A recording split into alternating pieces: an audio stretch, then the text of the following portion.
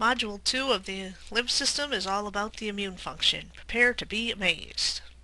The objectives of this module include explaining the 3 lines of defense. The first part of this module will discuss nonspecific immunity, and then you should be able to describe the first and second line of defenses after the first part of this presentation, and then we'll talk about the specific immune response. The first 2 lines of defense will try to protect you from any possible pathogen. It's not specific to any particular virus or bacteria, for example, but any particular pathogen. These include physical and chemical barriers, as well as internal defenses like having a fever. The third line defense system is very specific and is launched against just one particular pathogen at a time. Let's make sure we're all on the same page with some basic definitions. A pathogen is any disease-causing agent. It's usually bacteria, viruses, fungus, parasite, but it can be anything that causes a deviation of health. Contact is when the pathogen gets in or on you. Okay, so contact has to occur in order to get to the next step, which is infection. Infection is the time between that microbe or that bug getting in or on you and you having noticeable signs and symptoms of disease. Generally, during an infection, you don't know that you have been infected or that you're carrying around this particular pathogen. Sometimes it's called the incubation period. Disease is when you had noticeable signs or symptoms of a change in health. A sign is something you can see or measure, like a fever or a change in blood pressure or redness, whereas a symptom is something a patient says or complains about. I'm hot, or I have a headache, or my back hurts, or I feel like my insides are on fire. Okay, these 2 things together, the signs and symptoms, usually help a doctor or a healthcare professional figure out what is wrong. So even though headaches or pain are not able to be measured, like a fever or a cough can be heard, they're often very important to help with a diagnosis. First line defenses are barriers. They physically try to get in the way of contact or try to prevent the bug from sticking once it is contacting or touching you. One of the best defenses this way is your skin. It's dead for one thing, and it's hard to hurt something that's already dead. The mix of keratin, oils, sweat, and the dead layer of cells on your skin is a great defense barrier against almost all pathogens, unless, of course, you poke a hole in your skin. The epithelial cells which line your tubes and ducts are also a good barrier. Some have cilia, some produce mucus, some release a chemical called lysozyme, which is toxic to some bacteria. And then, of course, there's the acid in your stomach, which is one of the best defenses you have considering how much microbes you actually eat.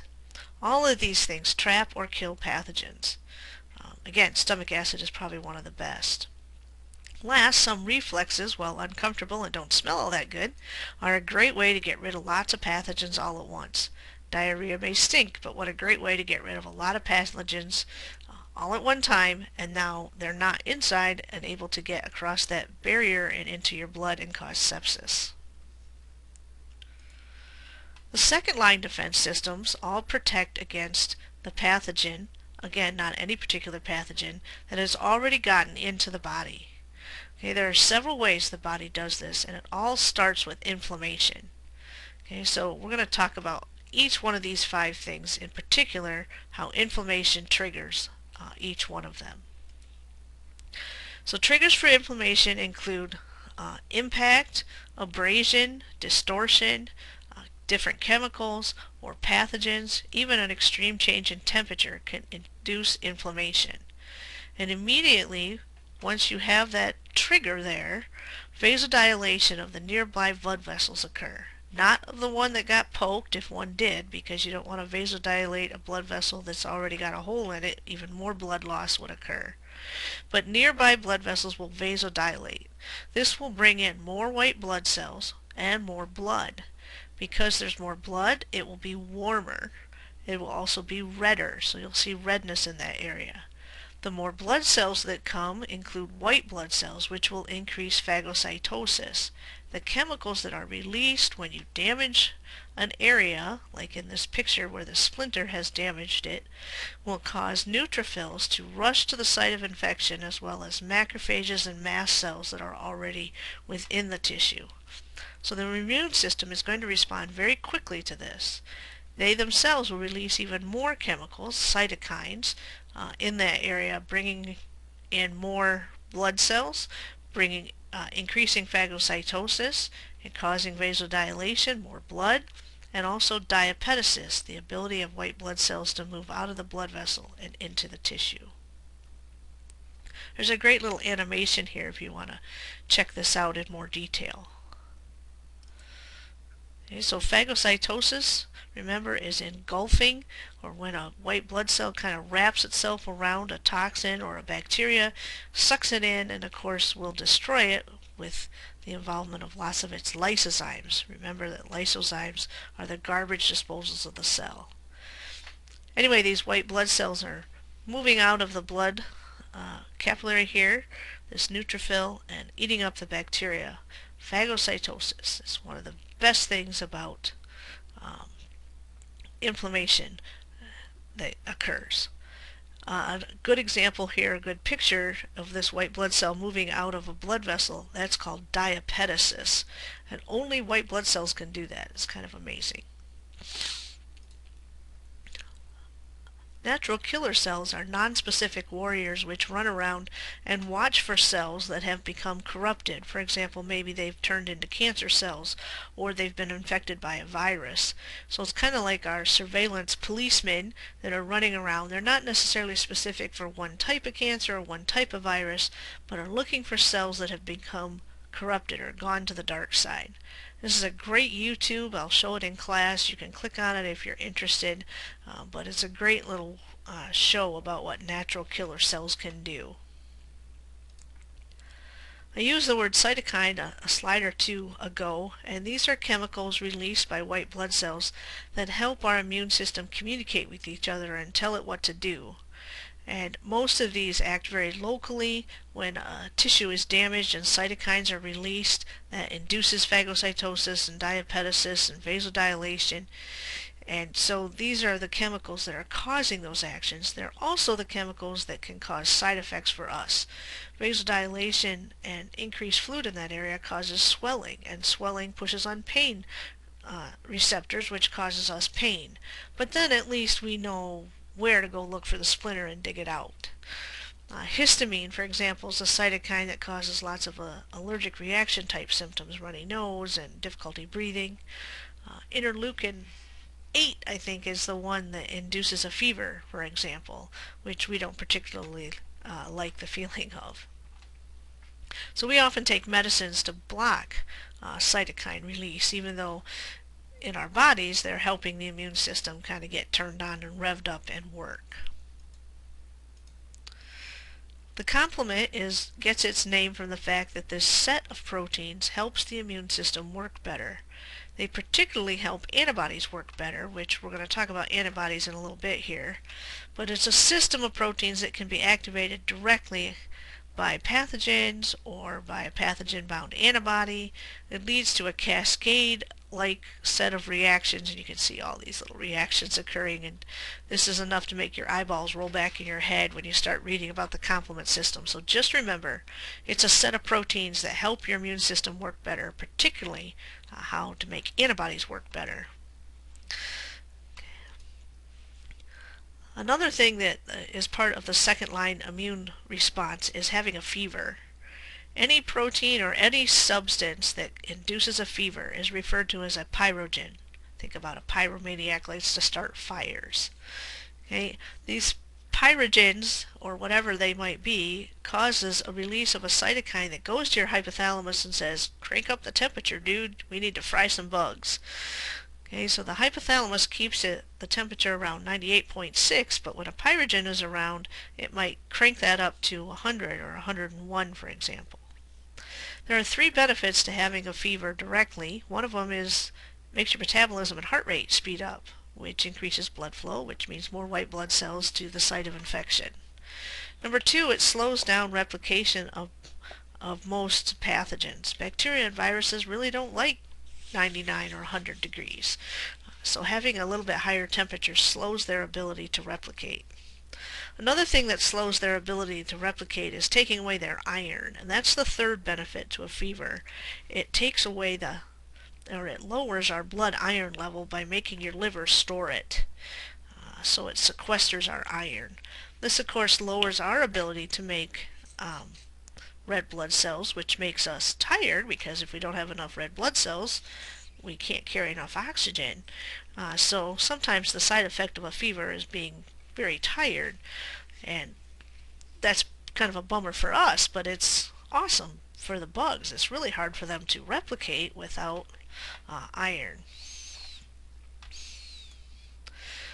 There's a good YouTube here about non-specific immunity. You can check this out. I highly recommend it. I will show it in class. It's a musical rap, so it's kind of cool. So we've talked about non-specific immunity. We're now going to focus on what happens when you want to really kill off the bug. You got to have the specific immune response to do that. And we're going to compare the two different types of the specific immune response, cell-mediated and antibody-mediated immunity. And you should be able to define immunoglobulin, antigen, antibody, and those types of molecules after you have listened to this second part of this module. So the specific immune system fights off specific pathogens. It now does matter whether it's salmonella or the measles virus or the chickenpox virus, because the specific immune system has cells that, or has a response for each one of these, and it's required.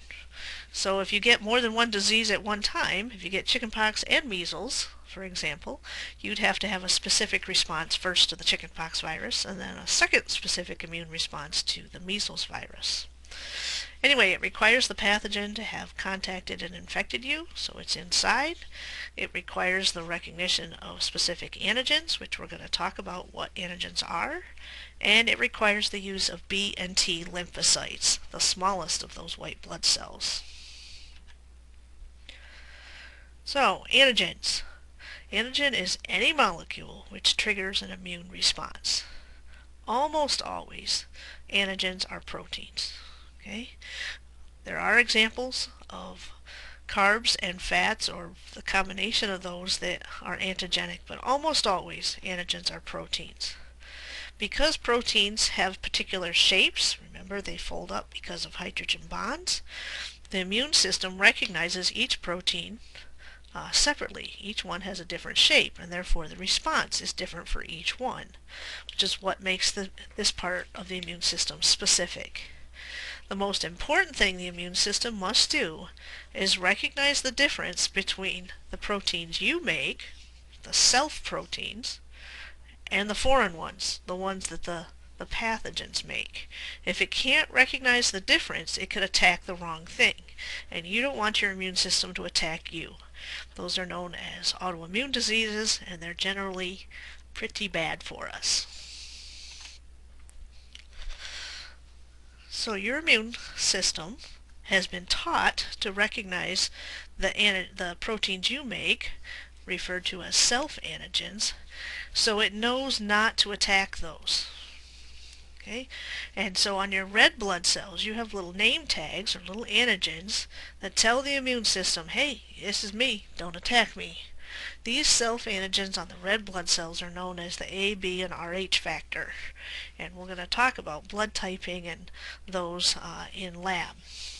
On all the other cells, on the nucleated cells, you have little name tags referred to as MHCs.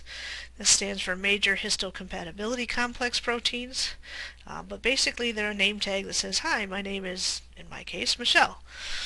And they're on all your cells. This is what they would have to match up if they wanted to give you an organ, for example. So if I needed a kidney, the MHC on that kidney better match my MHC, or my immune system is going to see that new kidney as foreign and attack it. Any protein that you don't make would be foreign to you. Okay? And of course all bacterial proteins and viral proteins are going to of course be foreign, and hopefully your immune system will see that and say, oh, you're not me, I'm going to attack and destroy you. The cells that recognize these antigens are your lymphocytes. You have both T lymphocytes and B lymphocytes. You also have a set of lymphocytes known as the natural killer cells. And we talked briefly about those a couple of slides ago because natural killer cells are not specific to any particular antigen. Anyway, the T lymphocytes, the most common one, are the ones that are going to be doing the killing, and hopefully you'll understand that after we go through the specific immune response, are the cytotoxic or the T killer cells. So those are the killing ones. T helper cells are involved in the activation process of both T and B cell mediated immunity. Suppressor T cells keep your immune system from overreacting.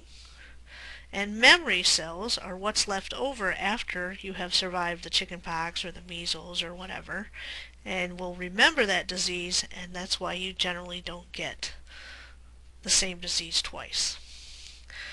B cells, B lymphocytes, come in two varieties: plasma cells, which are the ones that are going to make antibodies, and B memory cells, which are again what's left over after a specific immune response and helps you not get that same disease again.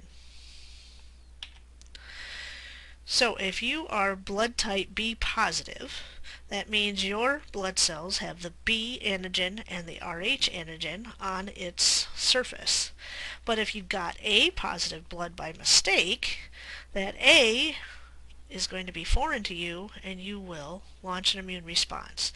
Usually so quickly and so violently that it can kill you because it causes blood clotting.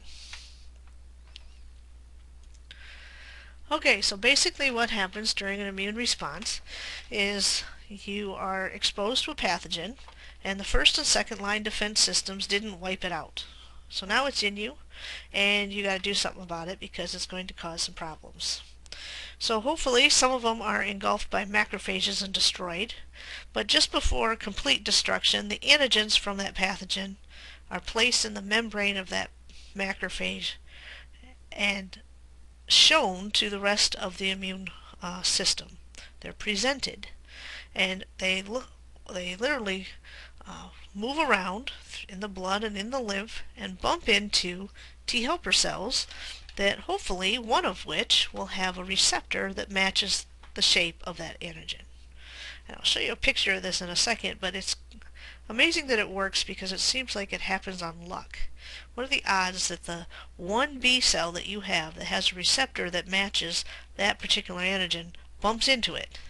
Because that's the cool thing about the immune system. You have thousands of B cells and thousands of T lymphocytes, and each one has a different receptor shape on it. It recognizes a different antigen. Anyway, once that recognition happens, that T helper cell says, oh look, I found the right one, and activates B and T cell mediated immunity.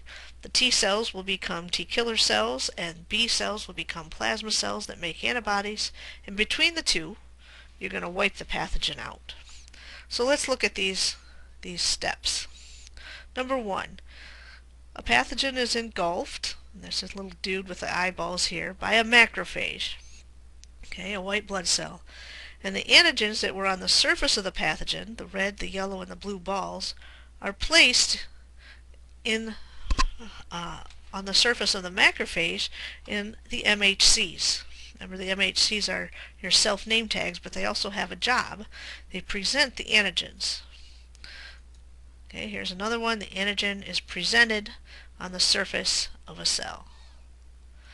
And they run around and they wait for a helper cell, which is a CD4 cell in this picture, to have a receptor, the red and the blue thing, that matches the antigen, which is green, that's embedded in the MHC of that antigen presenting cell. Excuse me. That antigen presenting cell used to be a macrophage, but now that it has an antigen in the MHC, it's referred to as an antigen presenting cell. So you got to wait for this recognition to occur. Okay, here's another example. Here's the macrophage. It has engulfed a bacteria. The antigens from that bacteria are presented on the surface. That T helper cell with the matching receptor binds, and it starts to talk back and forth. And there's some interaction, and that's not completely understood, but there are chemicals, cytokines released to say, okay, we know that this is the bad antigen, but this is not the bad guy. The macrophage is just the presenter, so the macrophage is probably screaming at this point and saying, don't kill me, I'm just the messenger. This is the bad antigen. But you need to activate the troops to attack anything that's got that antigen on it. So what happens as the antigen presenting cell here is recognized by the T helper, the T helper cell becomes activated. And you can see here he's all happy and he's jazzed because he's going to go tell the T cells, okay, to multiply. And it activates a cytotoxic T cell to become millions of cytotoxic T cells. So you have, lots of cloning going on here. A few memory cells and suppressor T cells are also made, but the T killer cells literally go around, and now anything that had that particular antigen is going to be killed directly by the T killer cells. They spray them with cytokines, they poke holes in them. There's a variety of different ways that they kill. So T cell mediated immunity, the cytotoxic T cells become activated, cloned, you can make thousands of them, and they go around and kill directly. Suppressor T cells grow very slowly, and only after the main amount of pathogens have been killed are there enough then to kind of tell those T killer cells, okay, good dudes, you did your job. No more murdering because there's nothing left to murder, you need to go away. So the T suppressor cells kind of keep the T killer cells from going overboard once the pathogen has been destroyed. B lymphocytes can be activated directly or be activated by the T helper cell. But essentially, when a B lymphocyte becomes activated, it clones itself into plasma cells. And plasma cells produce antibodies. Some memory cells will also be made, and we'll talk about memory cells here again in a minute, but they're going to stay around in case you get infected by the bug again later. Anyway, these plasma cells, you'll get lots and lots of them, will produce antibodies at like 2,000 per second. And the antibodies are spewed out of the plasma cells. They're free in solution. And they are going to go bind only that antigen, because antibodies are specific to only the antigen that triggered this response to begin with. Okay, so here's a picture of the plasma cells shooting out the antibodies, and notice they bind anything with that antigen. And anything bound by antibodies is like lunch for macrophages. So antibodies don't kill directly, they mark for death. And these macrophages run around and look for anything coated with an antibody and chomp them. The memory cells will stick around, and if they ever see that little bug again, they will engulf it and destroy it before you have to go through this whole response, and usually before you get sick again. So you might never notice that you've been infected with chickenpox more than one time. Again, antibodies are specific for one particular antigen. They're specific because they are proteins too, and proteins have shape, and they're only going to bind a certain shaped antigen. So antibodies and antigens bind each other based on shape recognition. Whenever you have a large antibody release, phagocytosis, inflammation, all will occur. Antibodies can bind up toxins and neutralize them. They can activate the complement, and the complement can activate them.